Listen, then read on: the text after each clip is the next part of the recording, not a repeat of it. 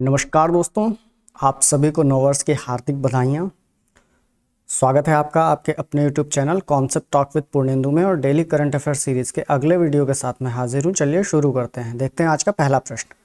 Doctor Shyama Prasad Mukherjee राष्ट्रीय जल और स्वच्छता संस्थान का उद्घाटन किस राज्य में किया गया?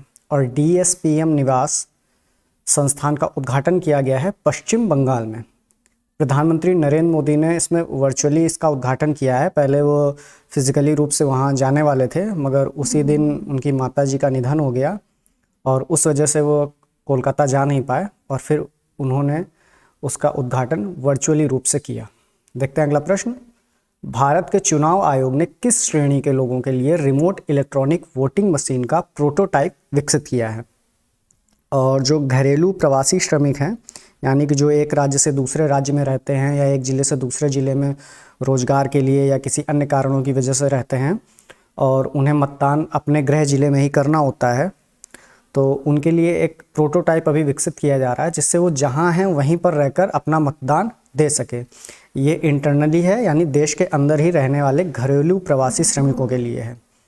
भारत के चुनाव आयोग ने घरेलू प्रवासी मतदाताओं के लिए एक रिमोट इलेक्ट्रॉनिक वोटिंग मशीन का प्रोटोटाइप विकसित किया है। इसने राजनीतिक दलों को प्रदर्शन के लिए आमंत्रित किया है। सारे राजनीतिक दल इसमें आएंगे ताकि कोई भी शंका ना रहे किसी राजनीतिक दल को।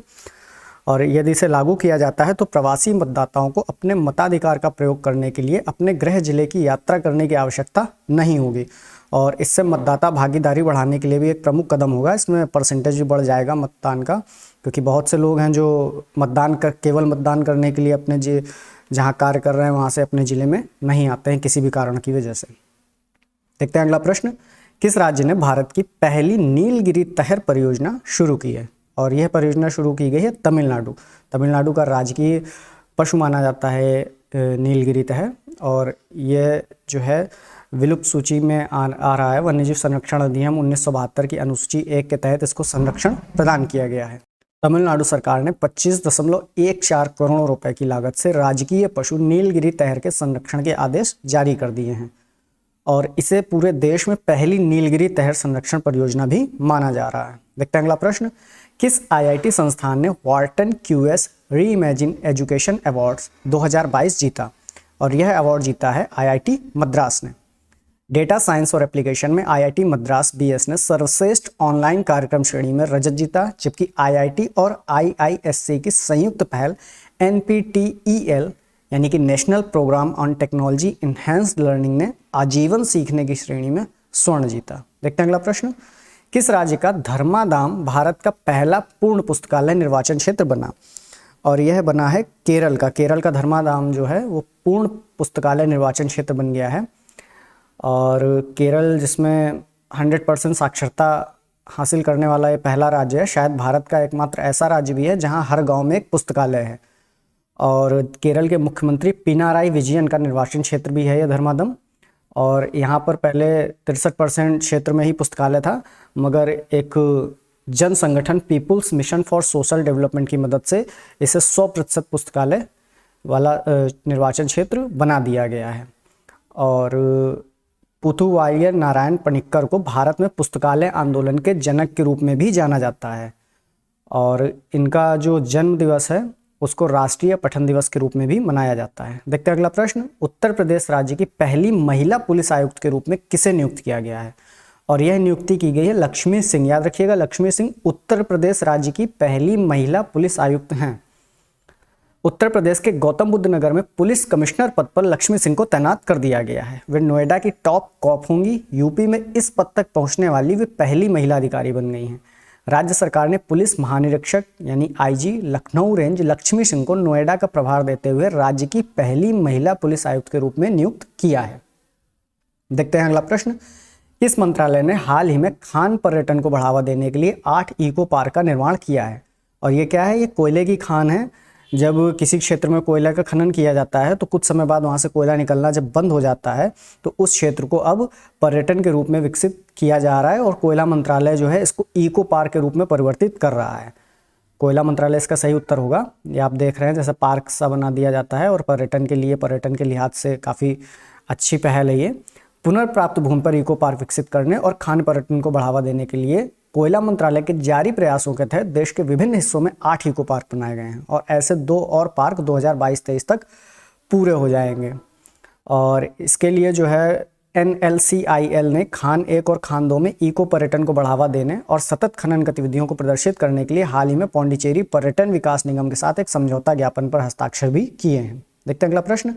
किस राज्य सरकार ने हाल ही में मेडिकल कॉलेजों में ई-सुश्रुत अस्पताल प्रबंधन सूचना प्रणाली का उद्घाटन किया है? और यह उद्घाटन किया गया उत्तर प्रदेश में। और उत्तर प्रदेश के उप मुख्यमंत्री ब्रजेश पाठक और चिकित्सा शिक्षा राज्य मंत्री मयंकेश्वर शरण सिंह ने 22 राजकीय मेडिकल कॉलेजों में ई-सुश्रुत अस्पताल प्रबंधन सूचना प्रणाली HMIS का उद्घाटन किया। यह पहल राज्य चिकित्सा शिक्षा विभाग द्वारा centre for development of advanced computing के सहयोग से शुरू की गई है।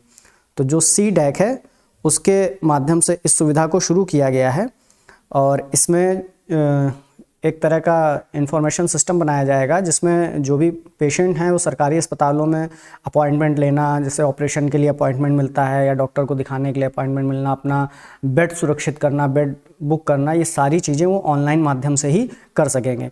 इसके अलावा इसमें एक पूरा डेटा सेंटर बना रहेगा। जब कोई पेशेंट जाएगा तो उसकी हिस्ट्री उसमें फीड की जाएगी और कभी साल 2 साल या 4 साल बाद जब भी वो दोबारा वहाँ पर जाएगा तो उसको एक यूनिक ID नंबर दे दिया जाएगा और उस ID नंबर को डालते ही उसकी पूरी मेडिकल हिस्ट्री फिर से सामने आ जाएगी। तो सरकारी अस्पताल में जहाँ इतना ज़्यादा प्रेशर रहता है, इतनी ज़्यादा भीड़ रहती है, वहाँ पर इस तरह का सिस्टम होना बहुत ही कामगर साबित होने वाला है। देखते हैं अगला प्रश्न। हाल ही में किसने स्टे सेफ ऑनलाइन अभियान शुरू किया है? और यह अभियान शुरू किया है इलेक्ट्रॉनिक्स और सूचना प्रौद्योगिकी, संचार और रेलवे मंत्री अश्विनी वैष्णव ने। और इसका उद्देश्य क्या है? तो इसका उद्देश्य सोशल मीडिया प्लेटफॉर्म के व्यापक उपयोग और डिजिटल भुगतान को तेजी से अपनाने के कारण नागरिकों में ऑनलाइन दुनिया में सुरक्षित रहने के लिए जागरूकता बढ़ाना। ये बेसिकली एक जागरूकता अभियान है। तो इसमें जो भी सोशल मीडिया प्लेटफॉर्म का यूज़ करते हैं या ऑनलाइन भुगतान आजकल तो लगभग सभी लोग करते हैं, डिजिटाइजेशन का ज़माना है, तो उसमें जो है ये अभियान लोगों को जागरूक करेगा कि कैसे वो ऑनलाइन फ्रॉड से बच सकते हैं। और इसमें जो है सभी आयु वर्ग के लोग वैसे तो शामिल होंगे, मगर विशेष रूप से जो बच्चे हैं जिनको इतनी ज़्यादा नॉलेज नहीं है या जो वरिष्ठ नागरिक हैं वो भी इतना ज़्यादा टेक्नोलॉजी से फैमिलियर नहीं है, फ्रेंडली नहीं है, तो उनको साइबर जोखिम और इससे निपटने के तरीकों के बारे में बताया जाएगा, उनको जागरूक किया जाएगा। और व्यापक दर्शकों तक पहुंचने के लिए यह अभियान अंग्रेजी, हिंदी और स्थानीय भाषाओं में भी चलाया जाएगा, क्योंकि जो वरिष्ठ नागरिक हैं या छोटे बच्चे हैं वो बहुत ज़्यादा ग्लोबल लैंग्वेज नहीं जानते हैं। किसी क्षेत्रीय भाषा में, किसी क्षेत्र में रहते हैं तो वहाँ की क्षेत्रीय भाषा जानते होंगे या हिंदी या अंग्रेजी, तो लगभग सभी भाषाओं में इस अभियान को चलाया जाएगा। देखते हैं अगला और आखिरी प्रश्न। हाल ही में राष्ट्रपति मुर्मू ने किस राज्य के 2 मंदिरों में प्रसाद परियोजना की आधारशिला रखी है? और यह रखी गई है तेलंगाना राज्य में। प्रसाद परियोजना इससे पहले की लॉन्चिंग है, मगर तेलंगाना के 2 मंदिरों में इस योजना को क्रियान्वित किया जा रहा है। राष्ट्रपति द्रौपदी मुर्मू ने भद्राचलम मंदिर समूह परियोजना और रुद्रेश्वर यानी कि रामप्पा मंदिर परियोजना की आधारशिला रखी है। इस प्रसाद योजना के अंतर्गत इस परियोजना की आधारशिला रखी गई है। केंद्रीय पर्यटन मंत्रालय ने 2014-15 में प्रसाद योजना शुरू की थी, जिसके तहत देश में तीर्थ और विरासत पर्यटन स्थलों के लिए एकीकृत बुनियादी ढांचा विकास के लिए राज्य सरकार को सहायता प्रदान करना है इसका उद्देश्य। भद्राचलम मंदिरों का समूह तेलंगाना राज्य के भद्राद्री कोठागुडेम जिले में स्थित है।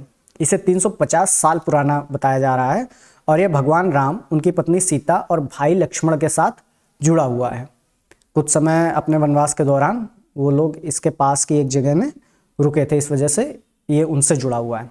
और दूसरा है रुद्रेश्वर मंदिर रामप्पा, और यूनेस्को की विश्व धरोहर स्थल की तीर्थ यात्रा और विरासत अवसंरचना का विकास इसमें किया जाएगा। रामप्पा मंदिर जो तेलंगाना के मुलुगु जिले में स्थित है, भगवान शिव को समर्पित है। यह काकतीय शासकों द्वारा 1213 ईस्वी में बनाया गया था और 2021 में यूनेस्को की विश्व विरासत सूची में इसे अंकित किया गया है। और इसी के साथ हमारा आज का सेशन समाप्त होता है। प्लीज़ चैनल को सब्सक्राइब करें, वीडियो को लाइक करें, शेयर करें। Thank you so much.